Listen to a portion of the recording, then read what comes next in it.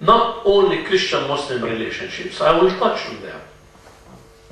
Because the relationships between Christians and Muslims, when I speak of Christians, I don't mean the Christians of Palestine, because the relationship of Christians and Muslims in Palestine is a beautiful one.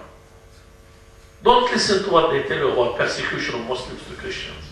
There are individual cases. We cannot deny this. We'll be foolish if we continue to close our eyes to the fact that there are collaborators who are doing this evil that harms the cause of Islam and the Muslims in the world more than it harms the cause of others. There are individual cases. But I want to speak about the relationship between those who are caught in the conflict, the Israelis and the Palestinians. Once the state of Palestine, تفضل شكرا.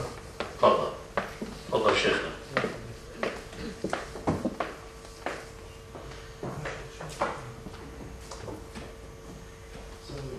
أهلا وسهلا. Once the state of Palestine is well established as another state in the Middle East, in accordance with United Nations resolutions, in the 1980s, I proposed, and this proposal was picked up by the University of Tel Aviv, that there be a team from both the Palestinians and the Israelis to examine the possibility of a federation or a confederation. If this happens, the land we call Palestine, which they call Israel, will become the Holy Land. It will become the Switzerland in the Middle East. The Palestinians have often been nicknamed the Jews of the Arabs. In 1982, UNESCO report spoke of the Palestinians worldwide as second in the number of universities in the world after the Americans, percentage-wise. I'm not trying to underestimate how much the other Arabs have accomplished. But in spite of them living in refugee camps, they managed to rise above and prove to the world, the way we have proven to the world in the last elections, that we are far more democratic than in the United States of America. Except for the fact that the Americans who imposed the so-called democratic system in the elections in Palestine rejected the outcome of their democratic system by sanctioning Hamas rather than cooperating with Hamas and helping Hamas and Fatah to join hands together for the sake of Palestine, for the sake of the Palestinian, for the sake of peace. We end up with Fatah on one side and Hamas on the other side.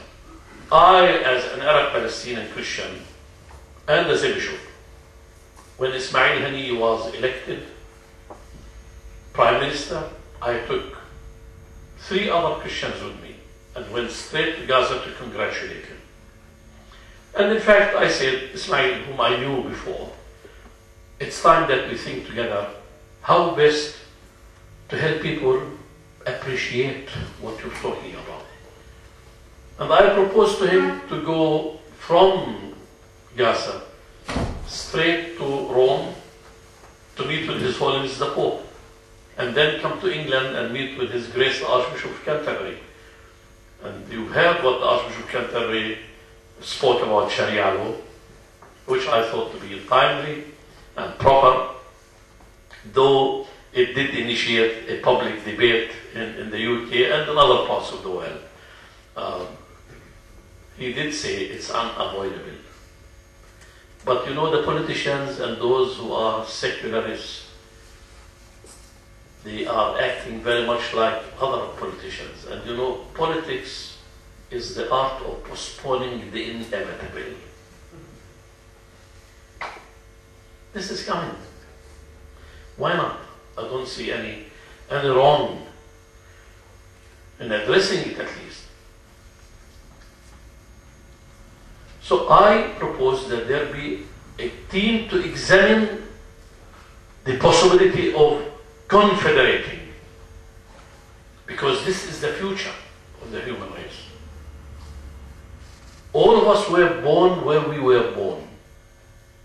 I don't think anybody chose to be born here or there.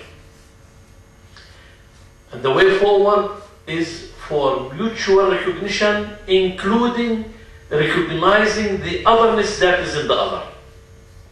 If I want the other to recognize the otherness that is in me. When it comes to our relations, and I will conclude, Christian and Muslim, I've just returned from a conference in Qatar. The conference brought people from different parts of the world, and the topic was America and Islam. And we addressed how the Americans tried to plant the so-called democracy through military intervention. Others said perhaps we need to change the tactics and try to introduce it by contracting with the different governments in different parts of the world and the like. What matters is how we view the other now. When we speak of Christian-Muslim relations, again, I'm not speaking about Christian-Muslim relations in the Middle East. I know there are some problems in some parts of the Middle East, but from over the last 1400 years, I think the relationship between Christians and Muslims in the Middle East was a cordial one. Except under the Ottomans. But there is very little in our history as Arabs.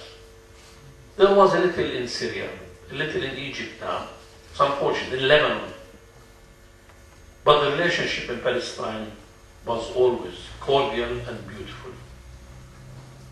From the days of Umar, who refused to go into the Church of the Holy Sepulchre, fearing that the adherents of Islam will convert it into a mosque, he came out and said his prayers. And ever since, the relationship has been beautiful. However, having said this, I must admit that there was much harm done in the name of religion. Be it Jewish, be it Islamic, and be it Christian. The fanatics in the three faith communities are causing real harm to human relationships. Thank you.